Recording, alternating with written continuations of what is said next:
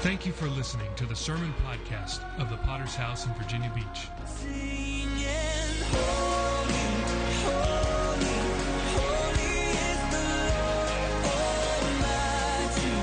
Worthy, all the earth is filled with your glory, glory. We give you glory, glory. We are a local church with a worldwide vision for winning souls, making disciples, and planting churches. We're a Pentecostal church affiliated with the Christian Fellowship Ministries. We hope you enjoy today's sermon. Sometimes it's cultural. When I was a missionary in Malaysia, the Chinese and much of it, saving face. Everything, drop face, give face, save face, keep face, lose face, everything was face. And this they had inherited from the culture. And the problem is, it was so much a part of their culture, it's like the color of their eyes. And this is why it's so difficult to change. We're going to get into this a little later in the weeks. Why it's so hard to change your thinking is because you don't see it as sin. You don't see it as something that needs to be changed. Listen, if you want to change your life, change how you think. If you want to change your life, as a man thinketh in his heart, that's who he is. As a man thinks, that's who he's becoming. If you want to change your life, change how you think. And the problem is these attitudes. Well, I don't care if it's the way you talk, if it's foul language, however it might, whatever it might be. These neurons, they spark, they connect, it becomes deeper, it becomes longer. That means two things. Anything that gets close to it, the longer you have this attitude, falls into it.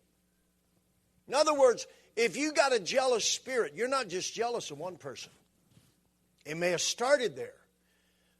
But over time, you're jealous.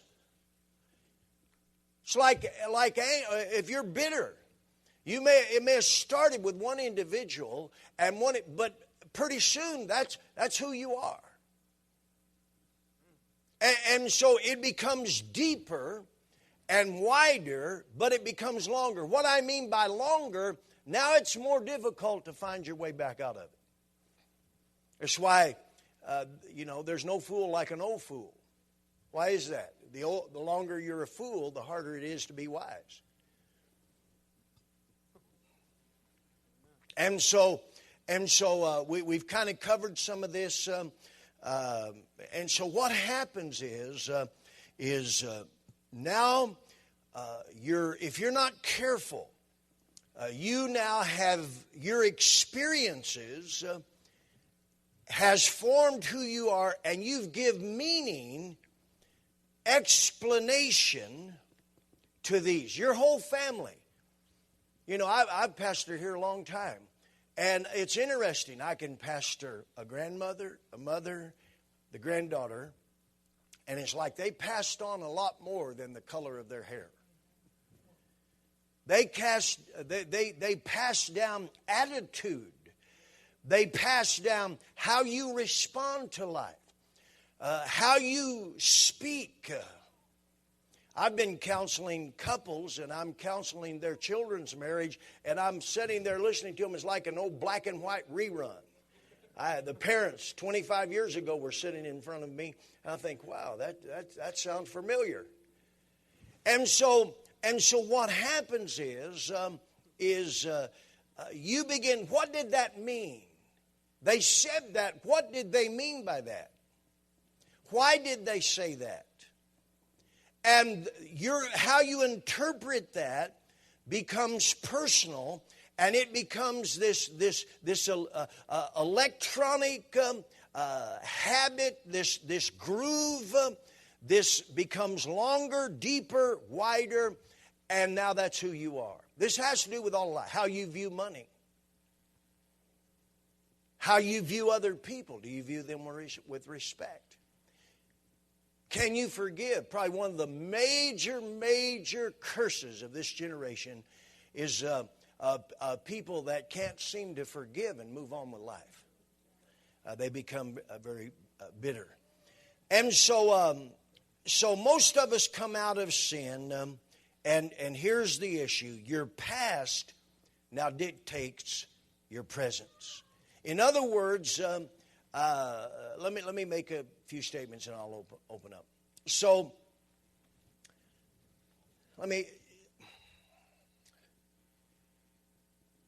your mind becomes what you feed it. I gave you one of the quotes. Your mind has an appetite. So let's think for a moment here. As I said, you'll never see a racist baby. How does a person become a doctor? I mean, did they just one day, they're 28 years old. In India, this happened a few times, and they wrote out a diploma and just bought some tools and opened up an office, and it was a disaster. That happened in Africa, too. But how, if you're going to be a real doctor, how did you become a doctor? It says, as a man thinketh, so is he. Yes, I'm sorry, your name? Jason. Okay, Jason. By studying. Okay. And what's studying? Focusing on your goal. Okay. So let's think about that. Say, go ahead, Fred. Jack, you wanted to add to that? Go ahead. I would say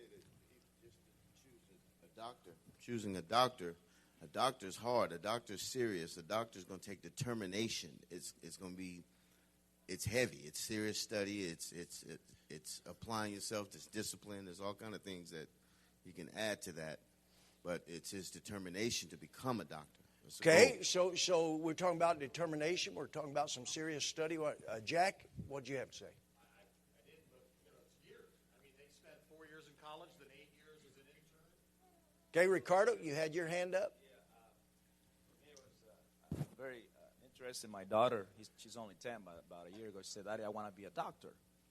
So growing up, that's what I wanted to do also. But, of course, I fell out of school. But I guess it starts in the heart.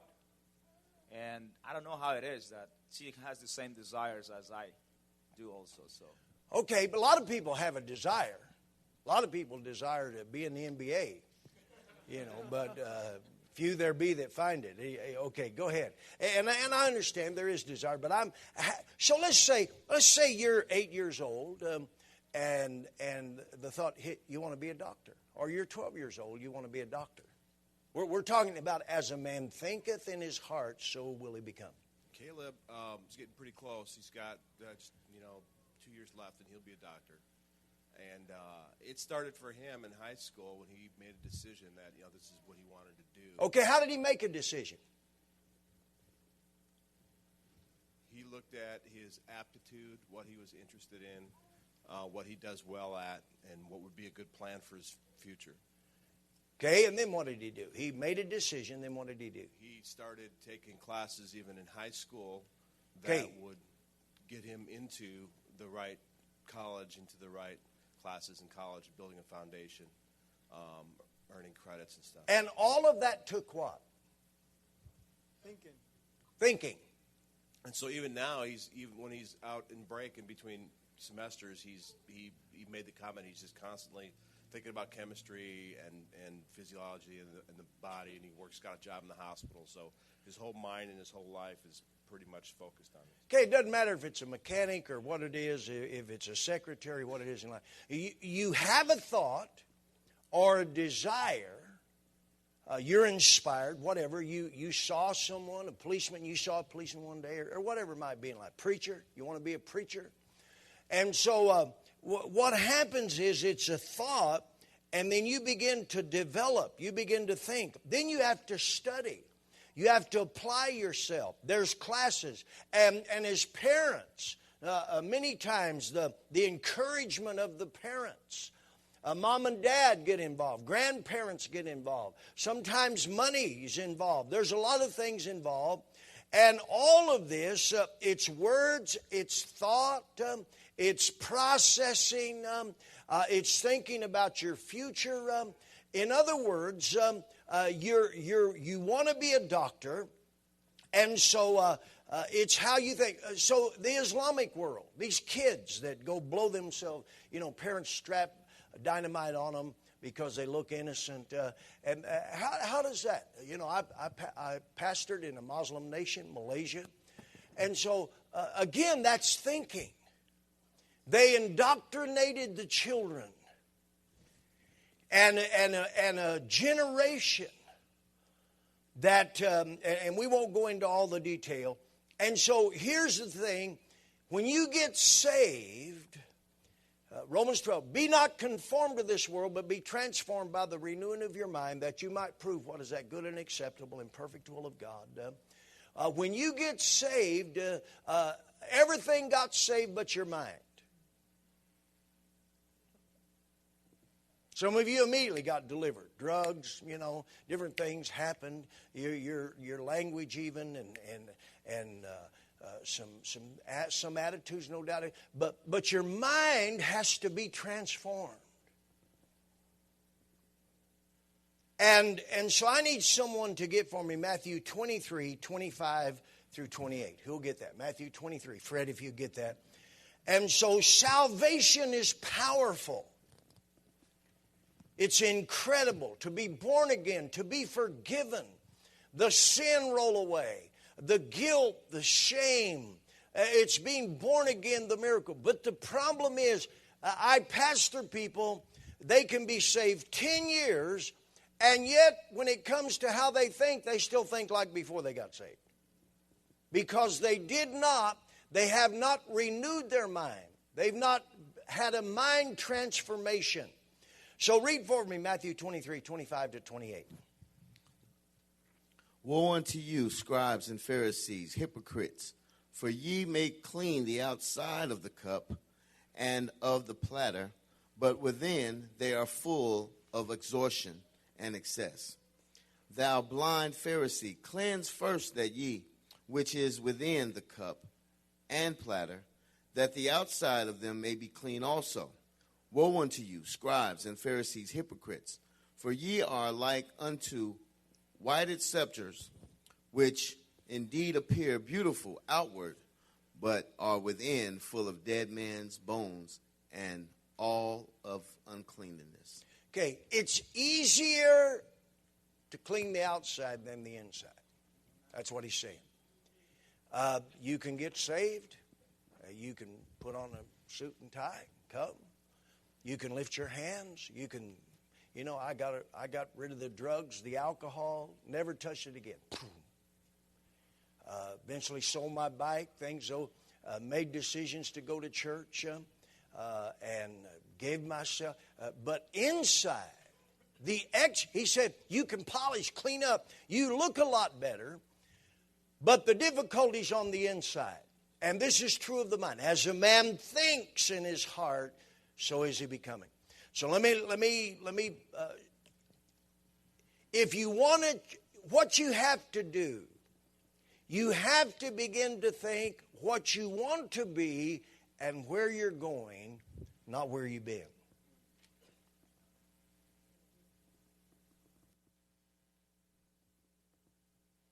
When I was a sinner, Connie and I would get in some kind of conflict. No problem. I'd go party for days. That's how I dealt with it. Or we'd create a crisis so we light it up so that would give us, I'm out of here.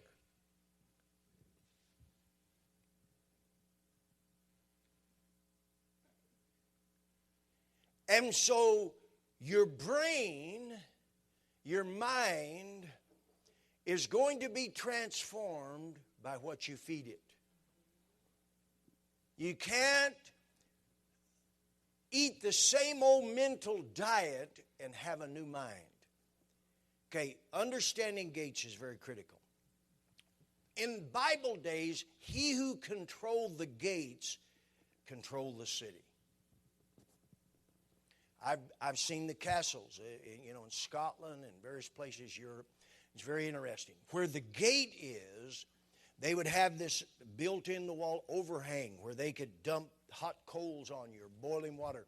They could shoot down at you. The gate many times would recess back in the wall. And so they would have the event. This was the strategic place. He who controlled the gate controlled the city. He who controls the gates of the mind control the mind.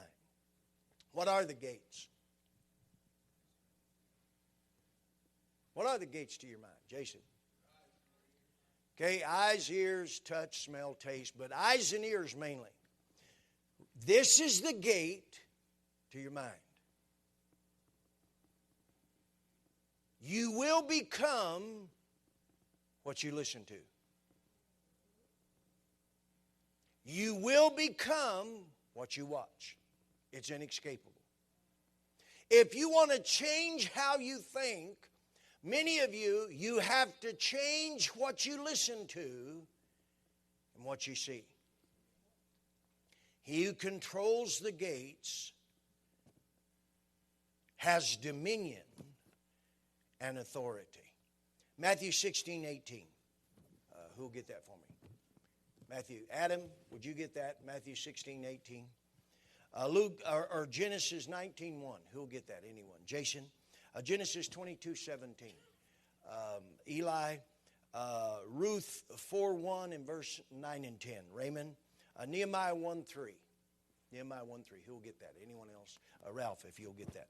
And so this is just kind of a breakdown. Also Nehemiah 2:17 as well. Nehemiah 1:3 and Nehemiah 2:17. Okay, if we could have Matthew 16:18.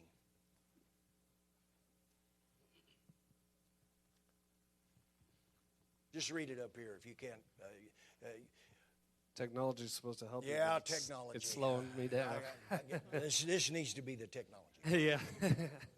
And I also say to you that you are Peter, and on this rock I will build my church, and the gates of Hades shall not prevail against it. What does that mean? The gates of hell or Hades. What does that mean? I've actually stood where Jesus spoke those words. Okay, why did he call it gates?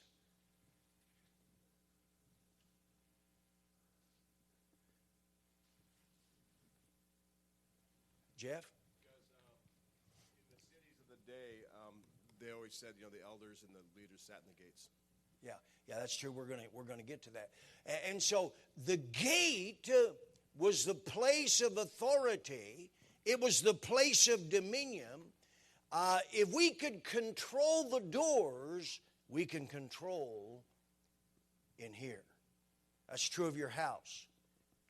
Women used to be called, she's a housekeeper. We don't hear that much anymore. They used to have home ec when I was in school to teach women how to be wives and mothers.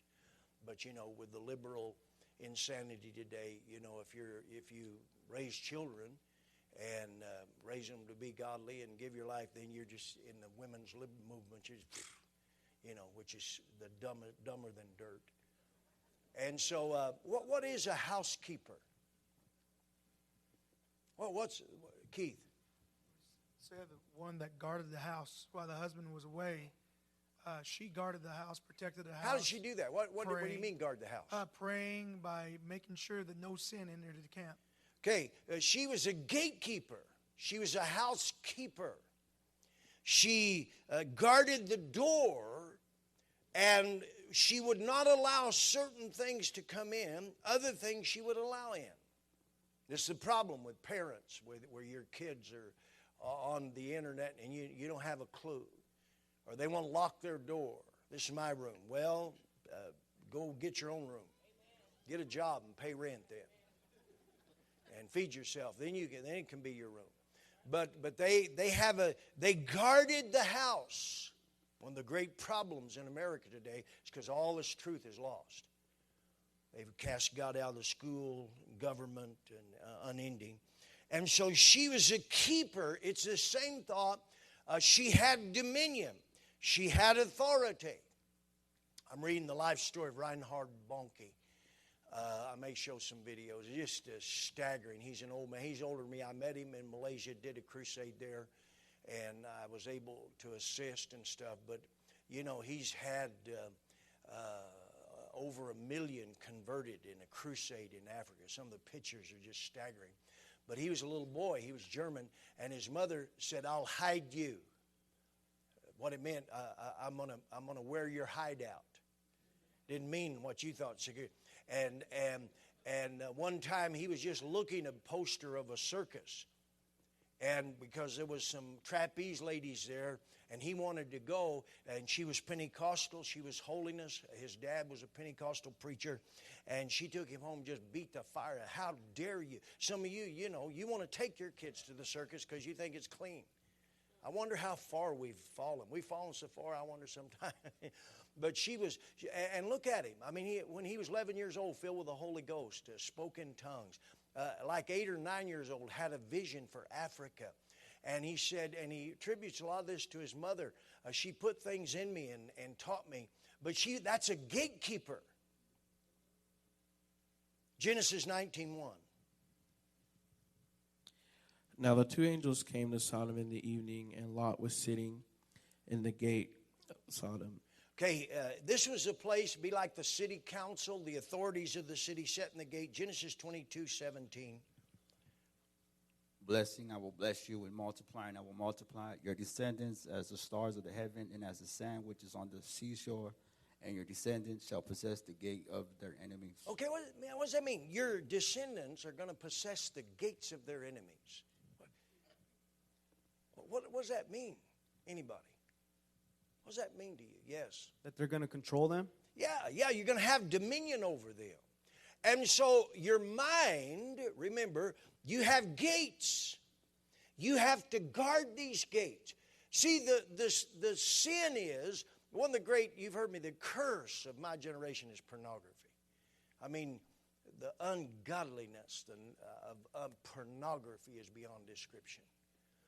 And what it is just because I look and don't do, then it's not that bad.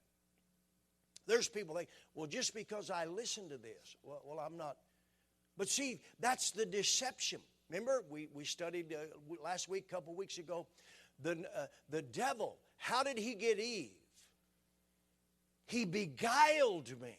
He deceived me. And I did eat. He got in her head with words. How? By speaking and looking. She looked at the tree. It was desirable. He said, you'll be like God. It'll make you wise. He lies. And so you have to, if you're going to change who you are, you're going to have to change your mind. If you're going to change your mind, you have to guard your ears and your eyes. You have to change many times what you listen to, who you listen to, what you see, what you watch. Okay? You're going to possess the gates of your enemies. You're going to go in and take dominion of those. And as you control the gate, you control the area. Same with it. In Bible days, if you had the well, desert land, if you had the well, you had the entire country. That well gave you dominion. That's why Abraham, remember, they redug the wells.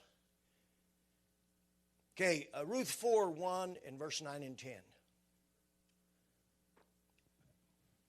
Now Boaz went up to the gate and sat down there, and behold, the close relative of whom Boaz had spoken came by. So Boaz said, come aside, friend, sit down here. So he came aside and sat down.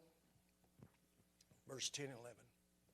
Moreover, Ruth the Moabitess, the widow of Mahlon, I have acquired as my wife to perpetuate the name of the dead through his inheritance, that the name of the dead may not be cut off from among the brethren, and from his position at the gate you are a witness this day. And all the people who were at the gate and the elders said, we are witness. The Lord make the woman who is come into your house like Rachel and Leah, the two who built the house of Israel, and may and may you prosper in Ephrathah and be famous in Bethlehem. Okay, all this happening at the gate. You know the story. Boaz, he wants to take Ruth, the Moabite, he wants her as his wife. He has to go to the next of kindred. The guy said, I can't afford her, I can't pay. And he took off his shoe as like a covenant. And that all happened. But the gate, what we're talking about, the gate was a place of authority where business was transacted, where people's lives were changed, where it was a place of marriage. It's like the wedding vows that people speak right here, and etc. Nehemiah 1:3 and 2:17. And they said to me, the survivors who are left from the captivity in the province are there in great distress and reproach. The walls of Jerusalem is also broken down, and its gates are burned with fire. Gates are burned with fire. Go ahead.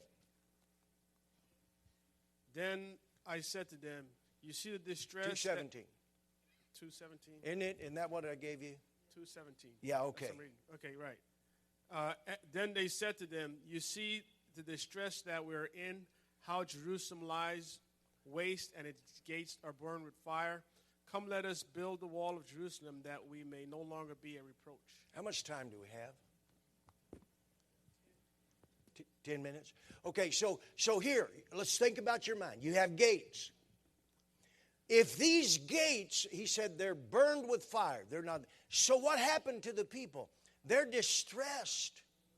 They're depressed. They have no dignity. They have no future. Everything that comes along just comes in and takes whatever it wants. Defenseless. This is what happens if you have no gates, if you don't defend your mind.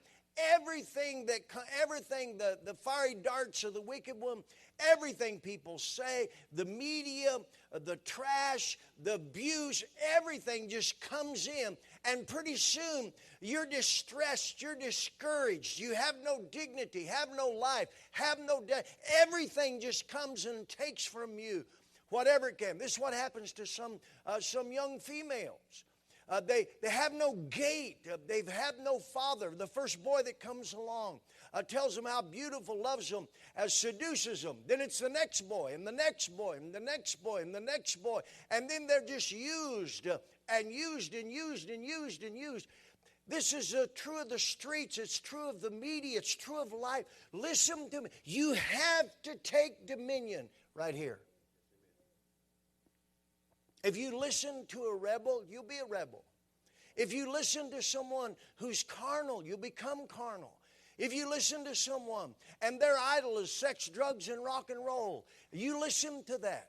If you listen to someone, they're always depressed. They're always, life is terrible. There's no hope. It's useless. It's over. It's finished. If you listen to someone that's filled with self-pity, words are spirit and life. And so you have to guard these gates.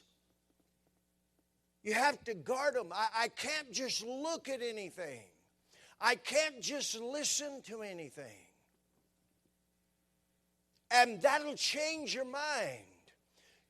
If there's any pure, if there's anything godly, if there's anything kind, if there's love, think on these things.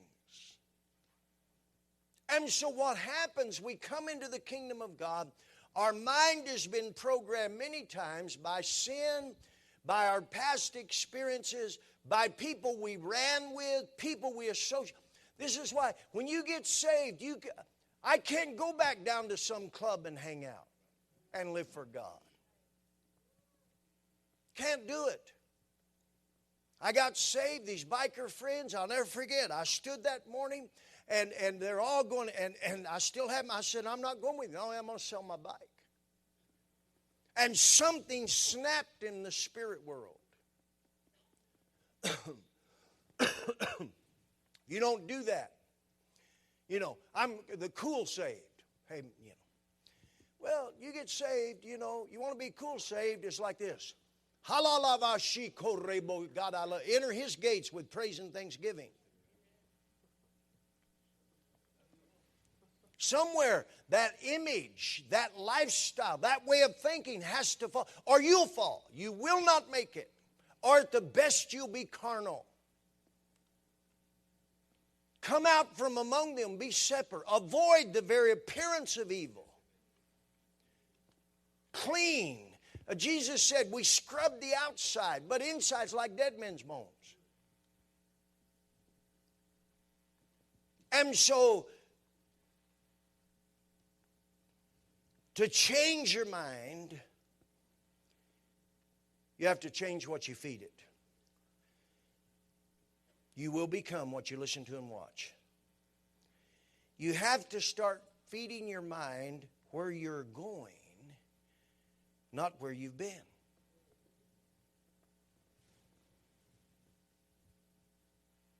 So here's these habits, these attitudes that are grooved, and they're in us. And the more we do it, the more we think that way, the more we act that way, the more deeper, longer, wider it becomes. And if you're not careful, years will pass. If you want to change your world, change you. Change how you think. You want to change your marriage, change how you think. How do you view the kingdom? What do you think about eternity? Heaven or hell? What do you think about prayer, the Bible, witnessing, faithfulness, serving God?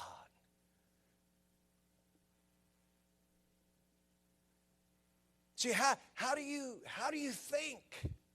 Where do you go for I preached a sermon some weeks ago, success. What is success to you?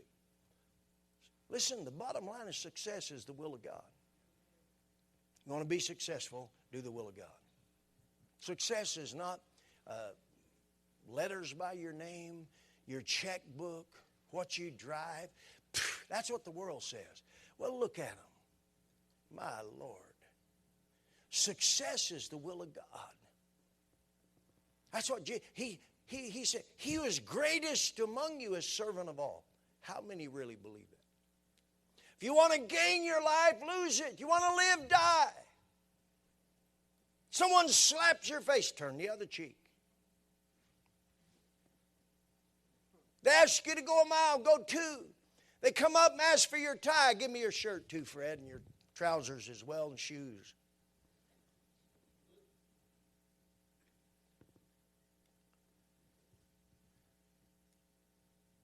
Husband, love your wife like Christ loved the church and gave himself. Wife, submit yourself to your own husband as if he was God.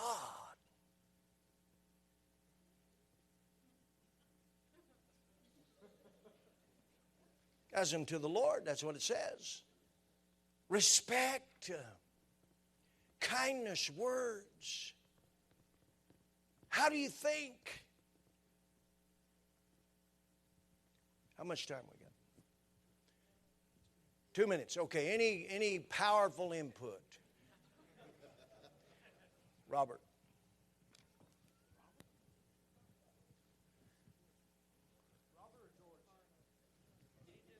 My mind. I'm having a Yeah, George. It was a cross between George and Ricardo. That's what we do, isn't it? We always make excuses. One thing is, pretty much my whole life, I never really trusted God. I knew what the Bible said. Why not? I don't know. I had never learned. I never learned to walk by faith. I put my faith in the things I could see, touch, the things that I could do. And when I got saved, I mean, just even in the last couple years, it was like with money and stuff. I never trusted God with my money. I never trusted God that. Why not? Because there's people sitting here, they don't trust God either. That's why they don't tithe. They think if they tithe, they'll lose. Well, and or if they give, they'll be taken advantage of. That's how I felt. Why did you feel that way? George? Because I'd been treated that way by people. I'd never been in I wasn't always had to defend myself and take care of myself. And so I had that mentality growing up. And even as an adult, and when it came to tithing, I knew it was the right thing, but I always looked at the physical, and I thought, well, if I give, how am I supposed to make it, And I would give when it was convenient, when I had the extra money, and then when I didn't, I would stop giving. And just in the last couple years, I remember the first time that I had stepped out in faith, and it was actually based on a men's discipleship that you did. I was like, I had just started tithing, and I was going to rob God that because of a situation that was going on that was beyond my control. And I remember struggling with this until I came and I heard, you were preaching on weapon. You were preaching about the weapons formed against you, and it was like it opened my eyes. And I thought, well, you know what? I'm going to make a decision. And I remember giving anyway and not having food. And God provided where there was no means for me to even fix this. Yeah. And God provided, and it was just so amazing to me. It gave me a reference point. And then, the next time something happened, like a bad situation, I wasn't getting paid, and it was like, and I had a choice to make. Am I going to rob God, or am I going to take care of my need? And when I did what was right, and I gave on top of it, God not only paid off all this money I had borrowed over a 2-month period for medical bills, I gave all I had. I even gave my gas money for the following week. God gave me gas for the whole net. Like, my gas gauge stayed at a half a tank the whole week. And not only that, but I got all this overtime that paid off the money. And it's like my wife just lost her job. But it was like every time it's a struggle because my mind keeps wanting to go back to that old thinking, but yet I have these reference points now, and I have to choose.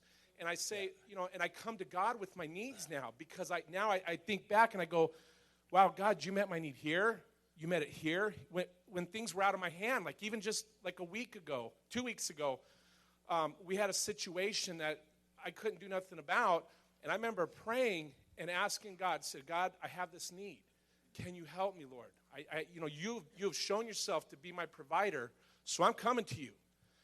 And before I even got home, my wife didn't even know about the need. I hadn't even told her about it. When I got home, God had already met the need. Yeah. It was financial, and it was like, and I tell her, Bert, I prayed about this coming home today, and I know you didn't know. And she's like, that's funny, somebody called, and they want to do this and that for us. And I'm like, it's amazing. So every time, it's like now where the path used to be deep in unbelief, the path's getting deeper and deeper in my faith for God. Yeah. Listen, you can never outgive God. He's not a man. He won't lie. You tithe and give, he'll open heaven's windows. You can't build a house big enough. He'll rebuke, curse, and devour. Your vine will not fail to bear fruit. And that's here. That's here. You've heard me, I went full-time in the ministry on $25 a week. Lived in an attic. No other income. And that's a reference point, just like George. That's a reference point. Those are reference points that God is faithful. He's faithful to 1,000. Let every man be a liar. God speak the truth. And what got Eve in trouble, she didn't believe God. She believed what she saw and what she heard from Satan. That outweighed what God said, and it cursed her. And so listen to me. Now, and I've got to close. But how do you think?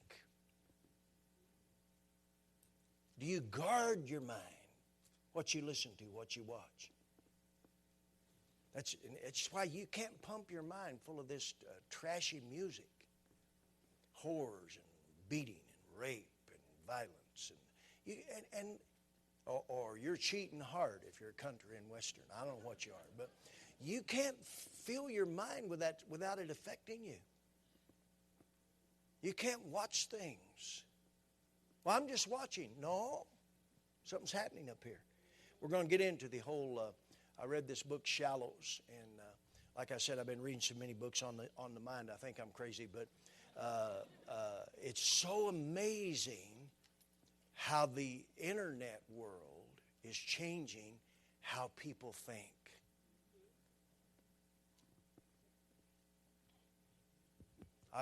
I'll close. Famous poet many years ago. I don't have all the info in front of me. I read this. Famous poet. His poetry, and he was going blind. And so they're all his career, his gift, everything. And this guy, though, had, I think it was a Jew, created this typewriter, first one ever. And the keys had Braille,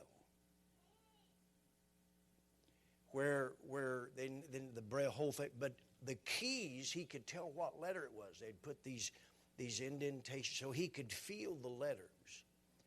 So he was able to continue to write. But all of his friends said that those beautiful poems, now it's become so brittle.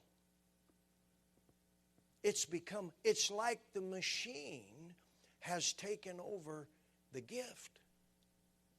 I'll leave that with you. Praise the Lord.